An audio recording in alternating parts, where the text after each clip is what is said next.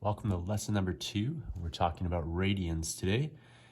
In previous work with angles, we've always measured them in degrees. And whenever we've used our calculator and looked at trig ratios, those two have been done in degrees. But today we're going to be using radians. So we have a circle, and the circle has a radius of 3 centimeters. We want to determine the circumference of the circle now, but we want to give our answer as an exact value in terms of pi. So we don't want any decimal places. So the circumference of a circle is equal to 2 pi r. So 2 times pi times the radius. And if we know that the radius is 3 centimeters, it's going to be 2 times pi times 3. Or in terms of pi, we could just say 2 times 3 times pi, or 2 times 3 is 6, or 6 pi centimeters. That is our circumference. Now we want to cut a piece of string or thread equal in length to the radius of the circle. Now, instead of string, I just cut up a paper clip, and paper clips are a little bit easier to work with because they're not going to move around a lot. But anyways, we want to place the string or thread in the circumference of the circle starting at P. So right here. And then we want to mark the letter Q on the circumference at the other end. So this is going to be my letter Q here. And we want to join, and then we want to mark the letter Q in the circumference at the other end of the string or thread, and we want to join the origin to Q. And so I'll use my ruler for that as well. So joining the origin to Q, I get a line like this. And we want to state the length of OQ. Well, it's going to be 3 centimeters because that is still equal to the radius. And this portion here was also 3 centimeters because that was also equal to the radius. And that's the arc PQ. And about how many times will a piece of string or thread equal in length to the radius fit around the circumference of the circle? Well, let's see here. It should fit around about 6 times, but let's see if we can get that measurement. So there's 1, 2, 3,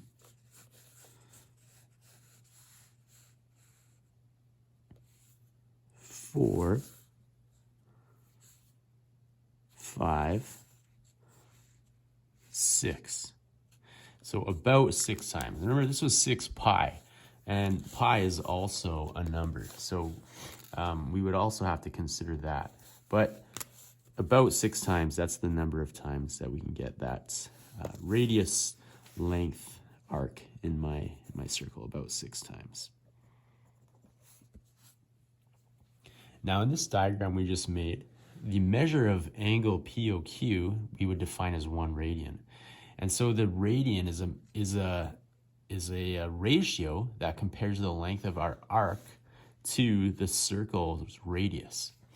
So here we compared our arc, which was 3 centimeters, to our radius, which was 3 centimeters. And this was 1 radian because we have 3 divided by 3. Now below here in diagram 1, we have the radian measure of AOB.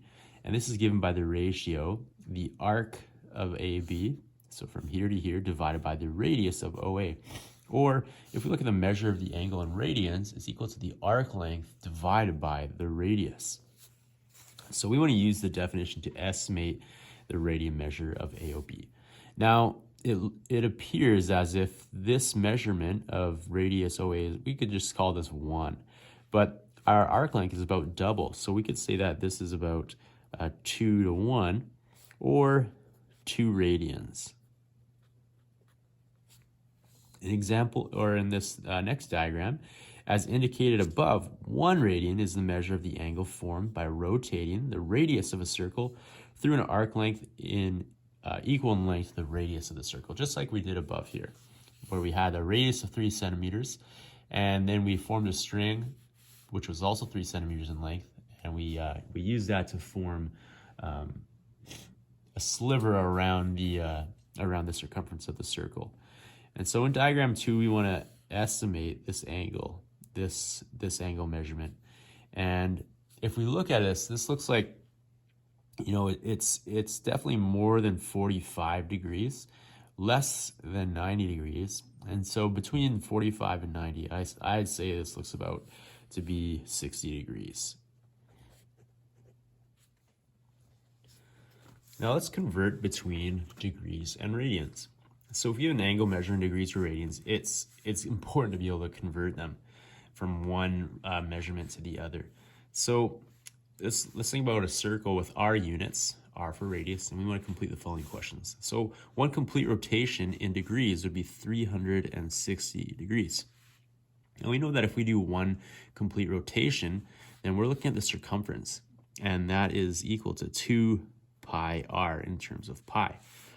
And again, this is the circumference of a circle.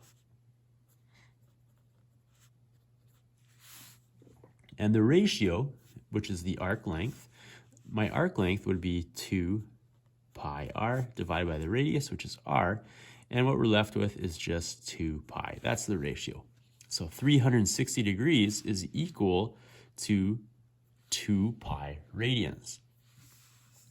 So 1/2 rotation, so from this position to this position, would be 180 degrees. The arc length for 1/2 rotation, well, if it's half rotation, we have to divide that by 2, divide this by 2, which would be pi r. And so the ratio then of our arc length divided by the radius would be pi r divided by r, or just pi. So if I have 180 degrees, that's equal to pi radians. So pi radians is equal to 180 degrees. So 1 radian, we could say it would be 180 degrees divided by pi. And then to convert from radians to degree, all we got to do is multiply 180 divided by pi. Now, if I have 180 degrees, which is equal to pi radians, then 1 degree would be equal to pi divided by 180. Now, to convert from degrees to radians, we would multiply pi divided by 180. Now, you're used to using the symbol degrees, and we use that if the measurement is in degrees. However, if there is no number, if there's no unit after the number, or instead there's this abbreviation of the word rad, sometimes the word radian, then the unit we would use is radian. And any calculation you perform with a calculator, you would have to make sure is in radians. Here's a chart that helps to convert between degrees and radians quite easily. So in class example number 1, we're going to begin to convert from degrees to radians, and we want to give our answer as an exact value. So we're not calculating with any decimals here. But 270, I would begin with going with my degree measurement, 270 times pi over 180. These are both divisible by 3, by 9. So that would be 2, and that would be 2, and this would be 3. And so we would have 3 pi over 2 radians. 315 times pi over 180. Same thing, we have this divisible by, so it goes into that 4 times, 7 times, which would equal 7 pi over 4 radians, or we could just say rads. Now we want to go the opposite, we're still going degrees to radians, but this time we're going to be calculating to the nearest tenth. So we do want to use a calculator here. Start with my degree measurement, 70 times pi over 180. This is going to be equal to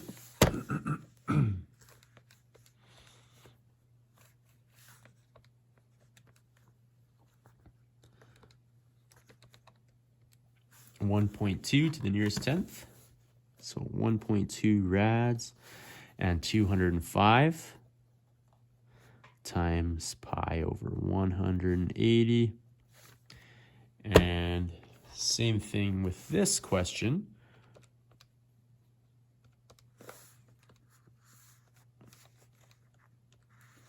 .6 to the nearest tenth.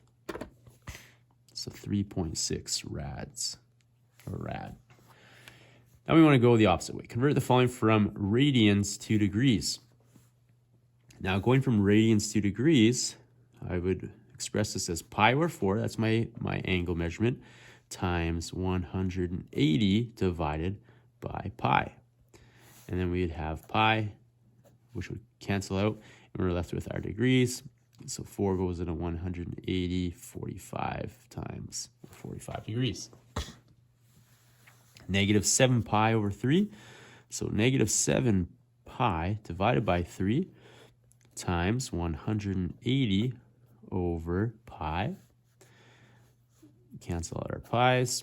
The 3 goes into that 90 times, and we get negative 60 times. Negative 420 degrees. Next, convert the following from radians to degrees to the nearest tenth. We have 1.57 radians. So 1.57 times 180 divided by pi. So 1.57 times 180 divided by pi. We get 89.9 degrees. To the nearest tenth, we round that up to 90 degrees. And then negative 1.4 radians times 180 divided by pi. Negative 1.4 times 180 divided by pi. We get negative 80.2 degrees.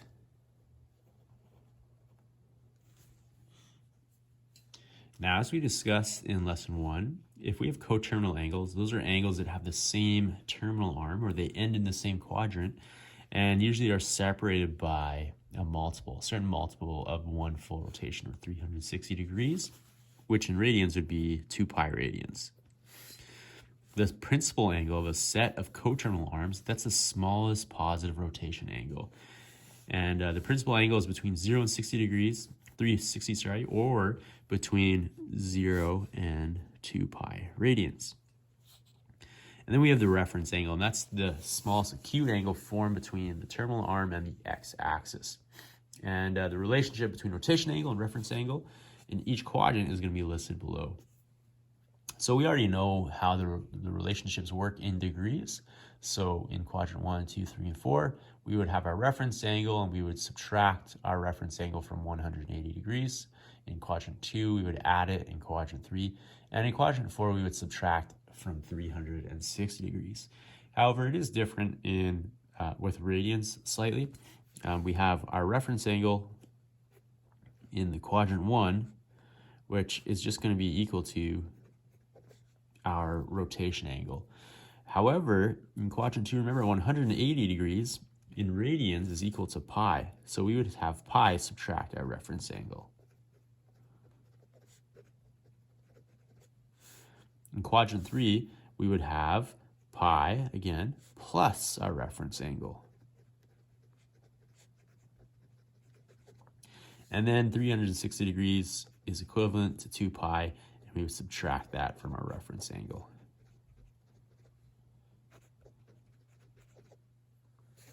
So in class example number 5, we want to draw the angle theta in standard position. And we want to determine one positive and one negative coterminal angle for the angle theta. And we also want to state the principal angle.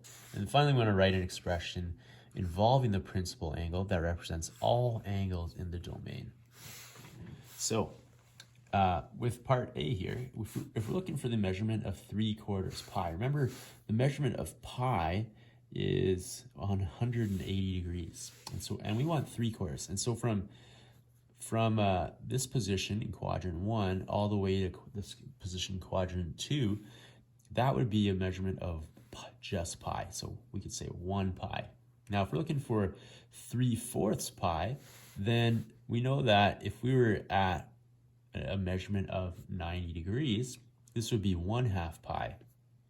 And then if we wanted to go a 1/4 pi further than that, then we would have to end up somewhere around here. This would be 3/4 pi.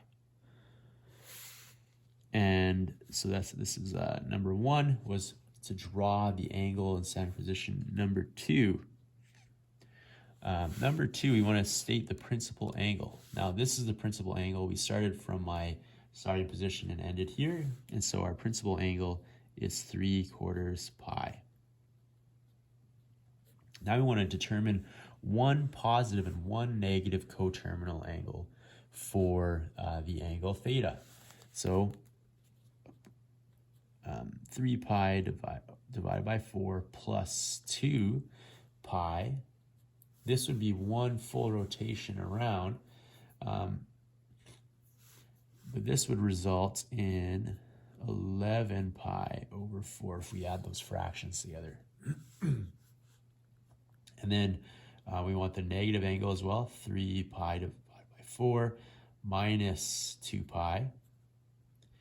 Now if we subtract these fractions, so subtracting, so if you're combining these fractions, then 2 pi is equivalent to 8 pi over 4, which would, so all we're doing is we're subtracting 8 from 3, which would leave us with negative 5 pi over 4. This would be our negative angle. And then part 4 here, we want to write an expression involving the principal angle that represents all angles.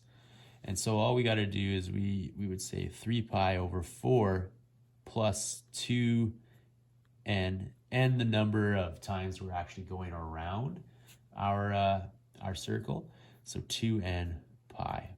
And of course, n has to be an element of an integer. Class example number 6, we're going to determine the reference angle for the following rotation angles in radians. So I have 4 pi thirds. So I'm just going to draw it on here first. So if I were to have a pi radian, then I would be at 180 degrees, but I'm a little ways past that. I'm at 4 pi thirds, and so I'm around here. And so if I were to look for the reference angle, I have to go 4 pi thirds, and I have to subtract pi from that. And so subtracting a pi would be like subtracting 3 pi over 3, which would leave me with pi thirds. And that's just the degree measurement. And remember, if we're talking about radians, we don't need to say radian. If there is no sign attached at the end or unit, then that means it's radians. Now, negative 5 pi over 4, this is going to be going in the opposite direction. And so with this first one, we went in this direction, a positive direction. Now we're going in a negative direction. So 5/4 pi is going to be, and negative 5/4 pi is going to go in this direction as well. And then it's just going to go 1 over a full pi. So we're also going to be somewhere around here, and it would end up like this. Negative pi is where we're going to begin with subtracting our reference angle. Because we went the opposite direction, this position here is pi, but because we went the opposite direction, it's going to be negative pi. And so when we're looking for the reference angle, we're going to be subtracting negative 5 pi over 4 from negative pi. And when we do this, very similar to what we did on the other side, it's like we're going to be subtracting negative 4 pi over 4, which is going to result in this subtracting negative 5 pi over 4, which is actually adding it. So this is going to be positive pi over 4. Now with this next one, 23 pi over 6, with these big radian angles, it can be a little bit confusing. Just thinking about how many times is actually rotating. So the number of rotations that are going to be occurring are just over 2 rotations. And so right off the bat, this one is going to be easier to actually write down and think about if we think about how many rotations go into 23 pi over 6. in the first place. So 6 goes into 23 just over 3 times. And that means that we have, with a full rotation, that would only still be, 360 degrees or 2 pi. So if we subtract 2 pi, what we're left with is our principal angle of 11 pi over 6.